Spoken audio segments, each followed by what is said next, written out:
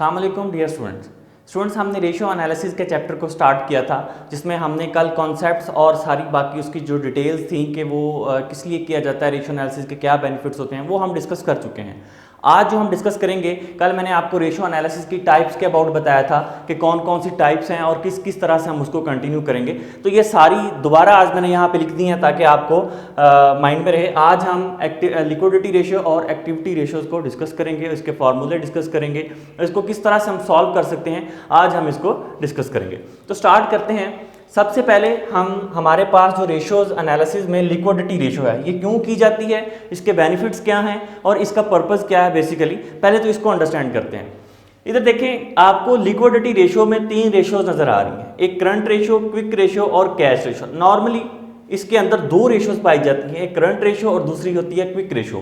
Cash ratio भी इसी के अंदर इंक्लूडेड है, कुछ लोग करते हैं और कुछ लोग इसको स्किप कर देते हैं। तो हम इन तीनों रेशियोज को डिस्कस करेंगे।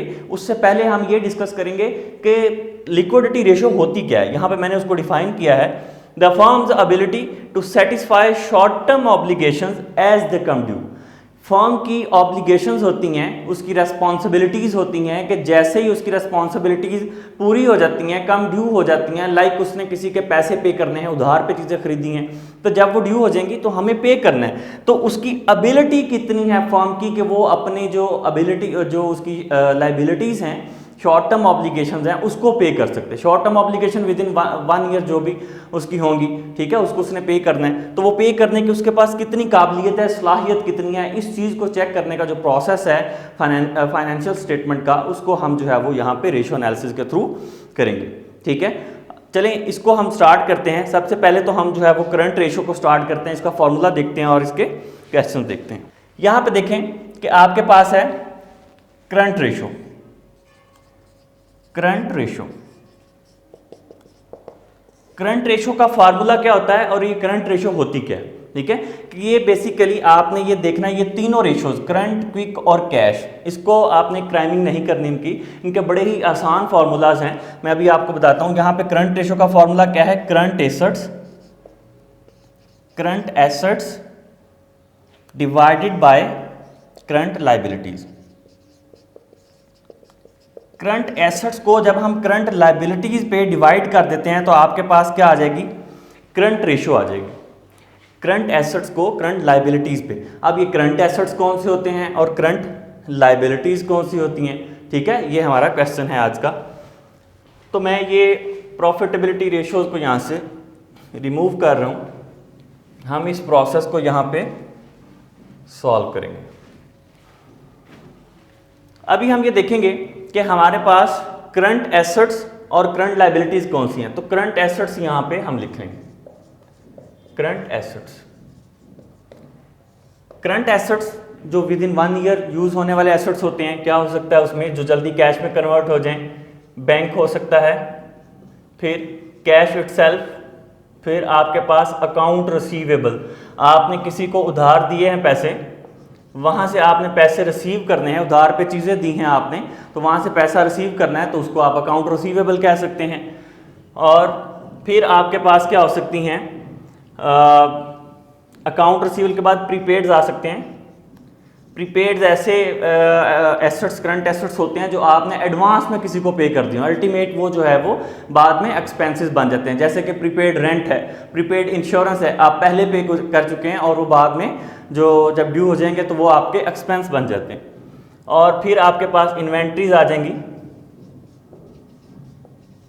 ठीक है, इन्वेंट्रीज आ जाती हैं। शॉर्ट टर्म सिक्योरिटीज जो हैं वो भी इसमें आ जाती हैं। चलें हम वो भी लिख लेते हैं, शॉर्ट टर्म सिक्योरिटीज भी। ये आपके पास है करंट एसेट्स। इसी तरह से आपके पास जो है वो करंट लाइबिलिटीज होती हैं, जिसमें आपके पास अकाउंट पेएबल आ जाता है, ठीक है, नोट्स पेएबल भी आ जाता है। तो वो जो 1 साल के अंदर अंदर आपने उसको पे करनी है, वो आपकी करंट लाइबिलिटीज होती हैं। इसको अंडरस्टैंड कर लिया। अब अगर हमारे पास बैंक में आपके पास पैसे पड़े हों 30,000 सपोज कर लेते हैं, और कैश आपके पास पड़ा हो 50,000 का, 50,000 का कैश है, अकाउंट रिसीवेबल हमारे पास हैं 20,000 के, ठीक है, और जो हमारे पास प्रीपेड्स हैं वो हम लगा लेते हैं 50,000 के, ठीक है, इन्वेंट्रीज हमारे पास 20,000 की हैं और शॉर्ट टर्म सिक्योरिटी जो हैं वो हमारे पास 30,000 की। ये हमने करंट एसेट्स कुछ ले लिए। अब इन करंट एसेट्स को हमने अपने फॉर्मूला में लगाना है और हमने ये सॉल्व करना है।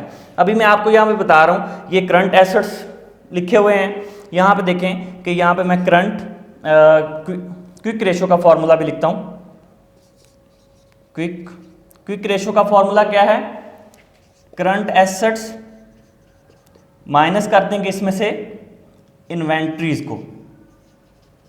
इन्वेंट्रीज को क्यों माइनस करेंगे वो मैं आपको बाद में बताता हूं। इसमें से प्रीपेड को भी माइनस करते हैं। डिवाइड आपने किस पे करना है? करंट लायबिलिटीज पे ही। करंट लायबिलिटीज ही हमारी जो है वो बेस रहेगी। ठीक है, इन तीनों रेशोज के अंदर करंट रेशो, क्विक रेशो और कैश रेशो, आप ये सपोज कर लें कि ये जो करंट रेशो है इसको हमने क्या करना है? करंट एसेट्स डिवाइड कर देना है करंट लायबिलिटीज पे। फिर इसी तरह से करंट एसेट्स, इसमें से हमने इन्वेंट्रीज को माइनस कर देना है और माइनस प्रीपेड कर देने हैं और करंट लायबिलिटीज पे डिवाइड कर देना। ठीक है, फिर हमारे पास कैश रेशो है। सेम एज इट इज हम कैश रेशो में भी यही करेंगे। कैश रेशो का मतलब ये कि जो चीज़ें आपके पास कैश में अवेलेबल हैं, सपोज बैंक में पैसा फॉरेन कैश में, शॉर्ट टर्म सिक्योरिटीज और कैश, अगर फॉरेन आपको सिक्योरिटीज पे करनी पड़े तो आप उसको पे कर सकें। ये तीन चीज़ें आ जाएंगी, कैश प्लस बैंक प्लस आपके पास शॉर्ट टर्म सिक्योरिटी, डिवाइड कर देंगे करंट लायबिलिटीज पे। जो हमारी बेस रहेगी वो हमारी करंट लायबिलिटीज ही रहेंगी, क्योंकि हमने ये चेक करना है कि हमें अपनी करंट लायबिलिटीज को पे करने के लिए हमारी जो कंपनी है उसकी कितनी एबिलिटीज हैं, कितना हमारे पास करंट एसेट है कि हम उसको पे कर सकें। ठीक है, तो ये बात यहाँ पे क्लियर होगी। अब हम क्वेश्चन बाकायदा सॉल्व करते हैं इसमें अमाउंट्स लगा के। अभी आप ये देखें कि अगर हम इन सारे एसेट्स का टोटल कर लेंगे, हमारे पास करंट एसेट्स हैं, ठीक है, 30, 50 और ये 1 लाख, उसके बाद ये 2 लाख आ जाएंगे।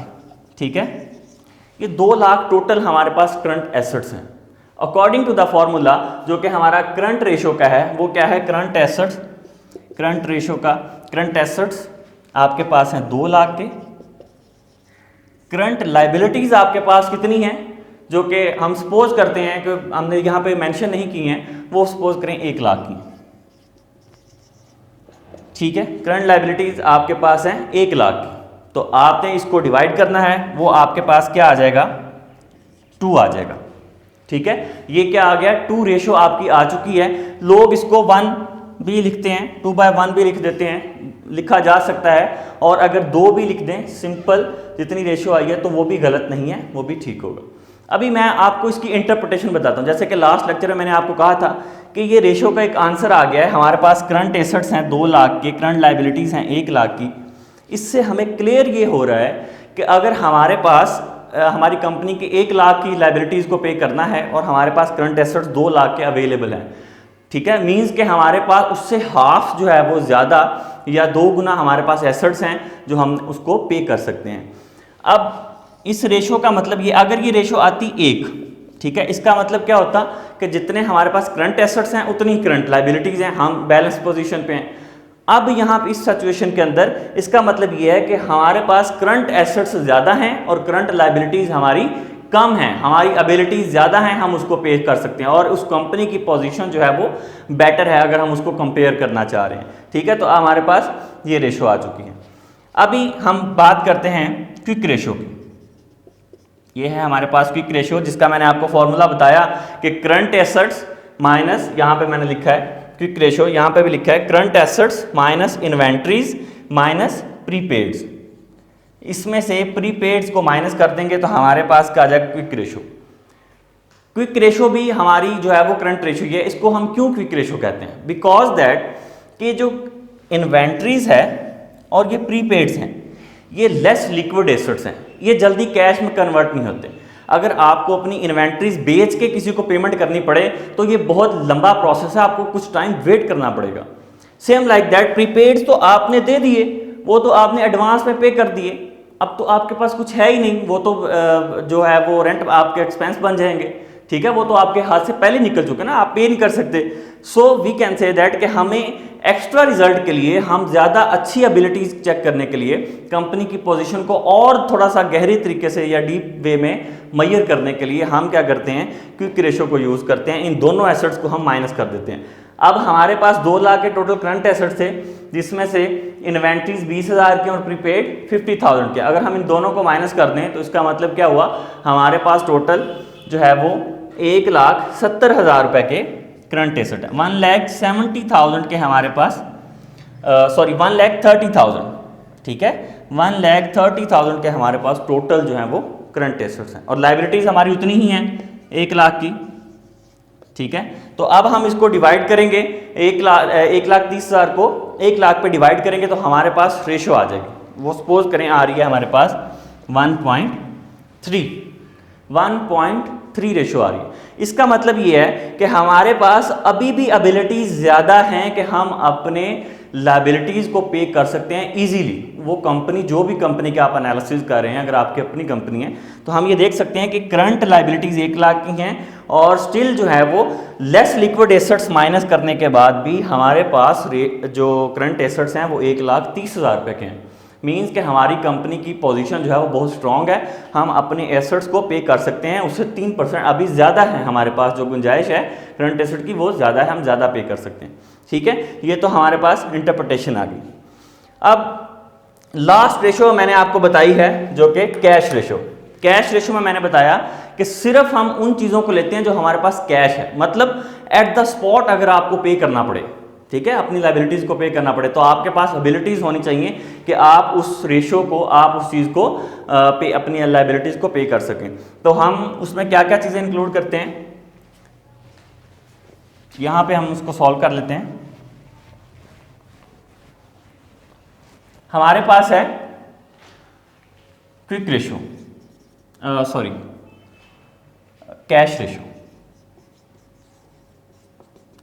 कैश रेशो मैंने आपको बताया, इसमें आप कैश को ऐड करेंगे प्लस बैंक को ऐड करेंगे प्लस आप इसके अंदर शॉर्ट टर्म सिक्योरिटीज को ऐड करेंगे, ठीक है। शॉर्ट टर्म सिक्योरिटीज डिवाइड कर देंगे इसको किस पे, करंट लाइबिलिटीज पे, करंट लाइबिलिटीज पे। अब हमारे पास जो कैलकुलेशन थी वो हमारे पास सपोज कर रहे हैं, जो भी आपके अभी क्वेश्चन था हमारे पास, उसमें हमारे पास कैश था 20,000 का, यहाँ लिख लेते हैं 20,000 का, बैंक हमारे पास 30,000 रुपये का है, ठीक है, और जो शॉर्ट टर्म सिक्योरिटीज़ हैं वो भी हमारे पास कितने की हैं, 30,000 की, ठीक है। तो ये टोटल कितने हो जाएंगे, 80,000। हमारे पास टोटल करंट एसेट कितने हो गए, 80,000 के, ठीक है, बिल्कुल लिक्विड एसेट्स जो फौरन आप पे कर सकते हैं किसी को, और करंट लाइबिलिटीज हमारे पास उतनी ही रहेंगी 1 लाख रुपए की, ठीक है। अब हम इसको डिवाइड करेंगे जब, तो हमारे पास रेशो आएगी 0.8%। इस रेशो का क्या मतलब है, इसका मतलब ये है कि अगर कंपनी को एट द स्पॉट पेमेंट करनी पड़े, फौरन पैसे पे करने पड़े किसी को, तो कंपनी की एबिलिटीज क्या हैं, उसके पास 0.8% मीन्स कि 80,000 अवेलेबल है उसके पास अपनी जो शॉर्ट टर्म ऑब्लिगेशंस है उसको पे करने के लिए। कंपनी की पोजीशन बिल्कुल ठीक है, ठीक है, कंपनी अभी भी स्टिल जो है वो ओके है, क्योंकि उसके बिल्कुल ये कैश, बैंक और शॉर्ट टर्म है, बाकी अकाउंट रिसीवेबल और बाकी किसी चीज़ को हमने इसमें इंक्लूड नहीं किया। तो कंपनी की पोजीशन, हम कंपनी इतनी एबिलिटीज रखती है उसको पे करने की। तो ये 3 रेशोज हैं जिसकी बेस क्या होगी, करंट लाइबिलिटीज होगी, ठीक है। तो करंट लाइबिलिटीज की बेस पे हमने क्या करना है, सिंपल करंट रेशो को फाइंड आउट कर लेना है, फिर क्विक रेशो, इसमें से हमने इन्वेंट्रीज और प्रीपेड को माइनस किया, फिर उसके बाद कैश रेशो जिसमें से हमने कैश, बैंक और शॉर्ट टर्म सिक्योरिटीज को प्लस करके करंट लाइबिलिटीज पे डिवाइड कर दिया। तो यहाँ पे हमारी जो है वो करंट रेशोज या लिक्विडिटी रेशो जो हैं वो कंप्लीट हो जाती हैं।